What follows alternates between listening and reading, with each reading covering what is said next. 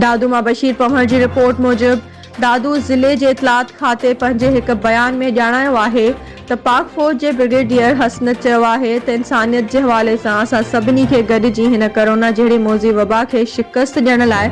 SOPs ते हर हाल में अमल करणो पवंदो ऐं अवाम में भी SOPs ते अमल करण लाइ शऊर पैदा कयो वञे। अहिड़ो इज़हार हुन DC ऑफिस दादू में दादू ज़िले जे ऑफिसरनि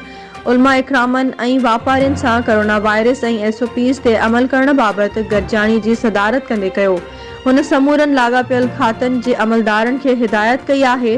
त MCOC ऐं सिंध हुकूमत पारां जारी कयल हिदायतुनि मूजिब जुमतुल विदा 27 रमज़ानुल मुबारक शबे क़दर ऐं ईद उल फितर जी नमाज़ जे इज्तिमान में COVID-19 जी SOPs ते सख़्ती सां अमल दरामद खे यकीनी बणायो वञे, जॾहिं त माण्हुनि खे मास्क पाइण, समाजी विथी इख्तियार करण ऐं सैनिटाइज़र जे कुतुब आणण जी तरगीब ॾियण समेत वैक्सीनेशन जे अमल खे वधीक तेज़ कयो वञे। दादू ज़िले जे समूरनि अस्पतालुनि में COVID-19 जे सिलसिले में beds, ventilators, oxygen, doctors, paramedical अमले खां अलावा तिब्बी सहूलतुनि में इज़ाफ़ो आणण खे यकीनी बणायो वञे।